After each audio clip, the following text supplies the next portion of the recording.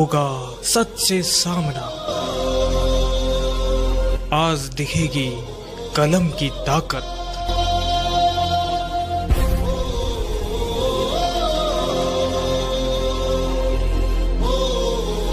मजहब नहीं सिखाता आपस में बैर रखना। हिम्मत हो सच बोलने का, ताकत हो सच सुनने का। KKN न्यूज़ सच। पूर्वांचल राष्ट्रीय कांग्रेस के राष्ट्रीय अध्यक्ष श्री सुरेंद्र कौशिक जी आज हमारे साथ हैं। वो समाज, कानून, दिशाओं पे कुछ अपने विचार रखेंगे। सर, KKN न्यूज़ चैनल की तरफ से आपका धन्यवाद। KKN न्यूज़ चैनल के सभी दर्शकों को पूर्वांचल राष्ट्रीय कांग्रेस की ओर से मेरा हार्दिक अभिनंदन और सभी को नमस्कार। सर, जैसे कि आपकी राजनीतिक पार्टी है और कई सारी पार्टी मिलके एक पार्टी का विरोध कर रही है, आज आपकी उस पार्टी में कितनी भागीदारी है? हमारी विपक्षी पार्टी के साथ ना कोई भागीदारी है और ना कोई हिस्सेदारी है। 100 अगर ऊँट इकट्ठे हो जाएं या भेड़ इकट्ठे हो जाएं तो एक शेर का मुकाबला नहीं कर सकते, मैं जानता हूँ। आज भारतीय जनता पार्टी अगर अच्छा कार्य करती है तो पूर्वांचल राष्ट्रीय कांग्रेस उसका पूरा समर्थन करती है।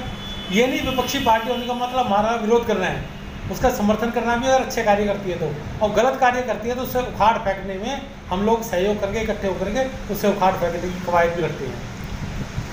सर, आज से कुछ साल पहले आपने एक बयान दिया था कि कहीं ना कहीं हमारे कानून के अंदर जो कमियां हैं उसका हम विरोध करेंगे और एक आंदोलन करेंगे। उसके विषय में कुछ आप बतलाएंगे अपना? ऐसे है, कानून जो है आज की डेट में देखा जाए तो पौने 200 साल पुराने बने हुए कानून हैं। बहुत सारे कानून तो ऐसे हैं जिनका कोई महत्व किसी तरह से भी नहीं है।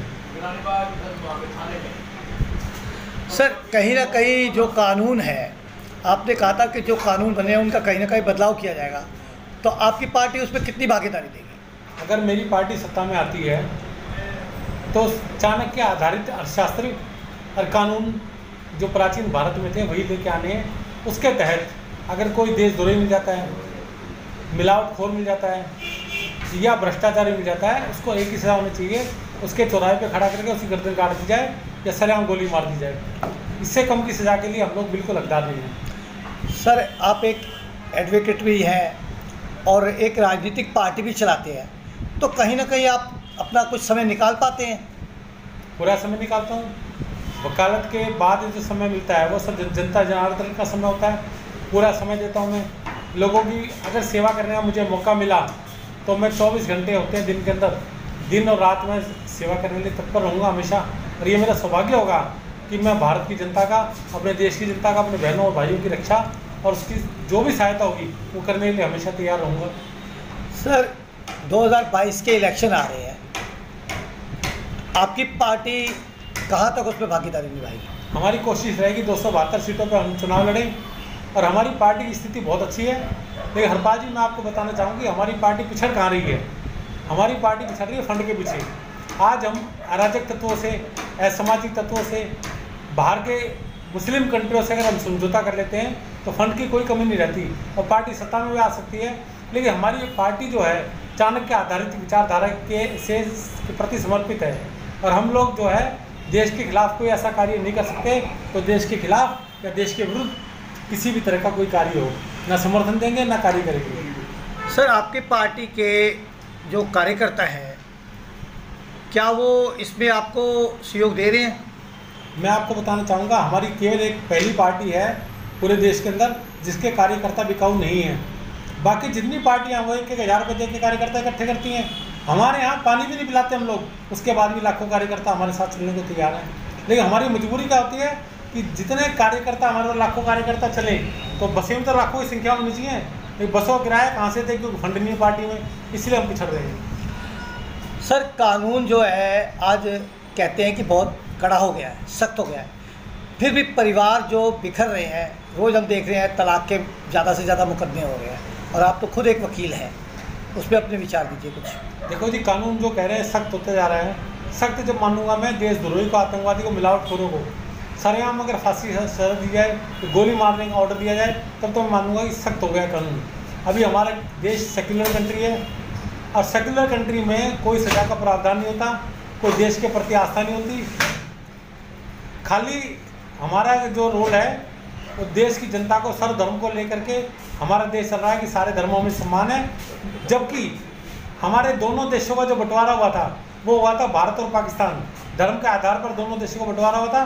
पाकिस्तान मुसलमानों को दिया गया था और हिंदुस्तान दिया गया था, भारत दिया गया था भारतीयों को, हिंदुओं को। उसके बावजूद भी गांधी और नेहरू जैसे ऐसे नेता रहे जिनकी विचारधारा थी कि पाकिस्तान तो मुसलमानों को दे दिया जाए, अफगानिस्तान मुसलमानों को दे दिया जाए, श्रीलंका दे दिया इन्होंने, बर्मा दे दिया, म्यांमार दे दिया, नेपाल दे दिया।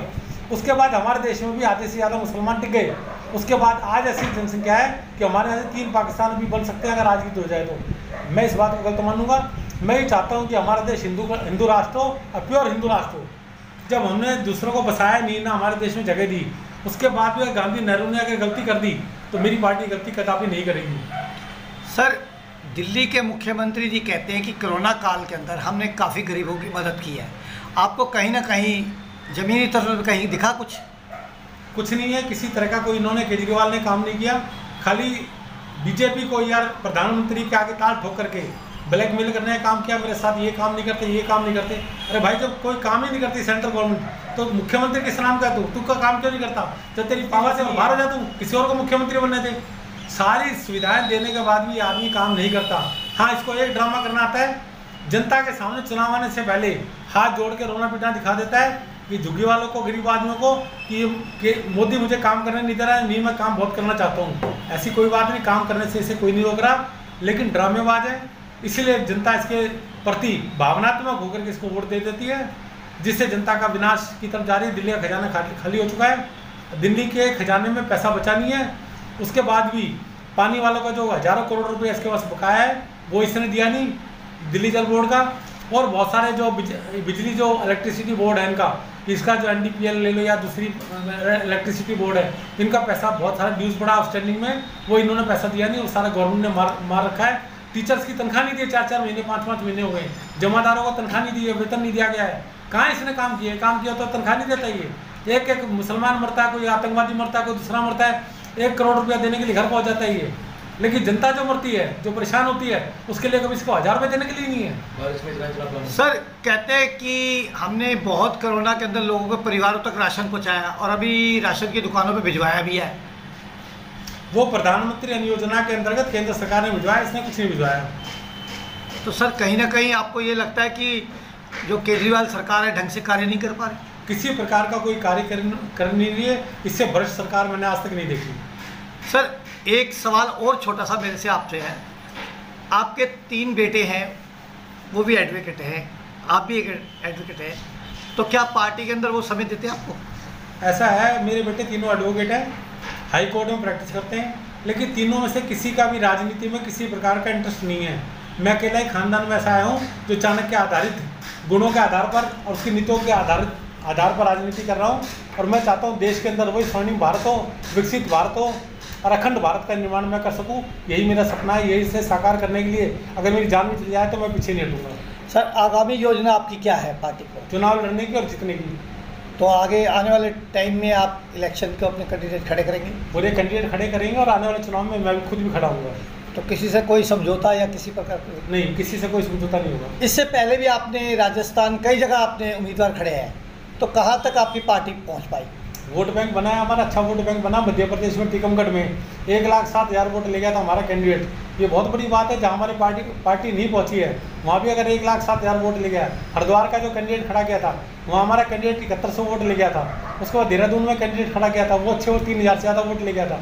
आप ये देखिए, उत्तराखंड के अंदर, दिल्ली के अंदर, हरियाणा में, उत्तर प्रदेश में, जम्मू कश्मीर में, महाराष्ट्र के अंदर, हरियाणा में, राजस्थान में जब हमारी पार्टी खड़ी हो रही है तो इसका मतलब नेचुरली कैंडिडेट तो हमें मिल ही रहे, आगे सफल भी होंगे हम लोग।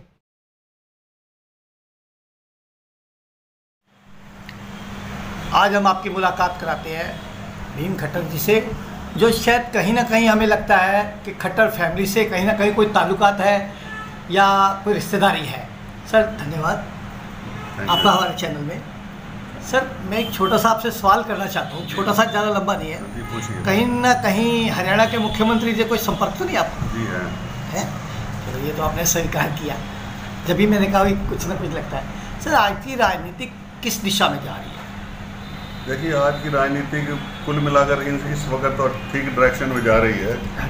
तो पहले समय था ये कुछ करप्ट सरकारें आई तो उसमें लोगों को भ्रष्टाचार ये काफ़ी का सामना करना पड़ा, लोग परेशान हुए। तो आजकल जब से ये कुछ लोग अच्छे लोग आए हैं सरकार में, तो जिनका अपने विषय में कुछ नहीं लेना देना, कि लोगों का भला ही चाहते हैं, तो उस वे में मतलब इनकी डायरेक्शन ठीक है, जो पब्लिक का भला चाहते हैं, आगे बढ़ें, देश आगे बढ़े और देश का विकास हो। सर, आप दिल्ली में हैं और दिल्ली के मुख्यमंत्री जी कहते हैं कि हमने काफ़ी कोरोना के अंदर भी कार्य किया है और हमारे विधायक भी कर रहे हैं, उसके ऊपर कुछ अपनी प्रतिक्रिया दीजिए। देखिए जी, उनका वो बोलना ज़्यादा है, ना काम नहीं करते हैं वो तो सब लोग जानते हैं, आप भी जानते होंगे, जैसे कि सभी लोगों को मालूम है। तो हमने ये किया, वो किया, वो एक्चुअली फिर पीएम पे अटैक कर देते हैं। हमने ये मांगा था, हमें ये नहीं मिला, तो हमारे पर फंड्स सैंक्शन नहीं हुए, तो ब्लेम दूसरे पर कर देते हैं, अपनी गलतियों को छुपा देते हैं। सर, आप एक समाज सेवी हैं, समाज सेवी के नाते आजकल जो परिवार बिखर रहा है और परिवारों के अंदर तलाक वगैरह मनमुटाव बहुत ज़्यादा हो रहा है, जी हाँ जी, उस विषय में कुछ बताइए। एक्चुअली पुराने लोग थे, उनमें प्यार बहुत होता था, इकट्ठे रहने थे, भाइयों पर जान देते थे। आजकल लोगों सेल्फी स्वार्थ ज़्यादा आ गया है, अपनी स्वार्थ को मतलब हित में रखते हुए मेरे पास पैसा होना चाहिए, भाई की परवाह नहीं करते, अपने बच्चों की केयर ज़्यादा है, तो फैमिली माता पिता को छोड़ देते हैं जिन्होंने उनके लिए इतना कुछ किया है। तो ये चीज़ें भूल जाते हैं कि इन्होंने मेरे जहाँ तक मैं आज पहुँचा हूँ, ये मेरे माता पिता का ही योगदान है। सर, इसमें कहीं ना कहीं हमारा समाज, हमारा कानून दोषी है। देखिए, कानून अपनी जगह पर है, इसमें लोगों का व्यवहार और अपना मिलना जुलना थोड़ा सा, जहाँ पर स्वार्थ की भावना आज ज़्यादा आ गई है। और जो आदमी पढ़ लिख जाए वो सोचता है भाई मेरे पास पैसा होना चाहिए, तो अपना स्वार्थ ही होता है मेन उसका। निष्पक्ष, निर्भय और सत्य बताते हैं। हम आपके लिए ऐसी खबरें लाते हैं। KKN न्यूज़ समाज को आईना दिखाते हैं। देश विदेश और अपने शहर की लोकल खबरों के लिए हमारे चैनल को सब्सक्राइब जरूर करिए और घंटी के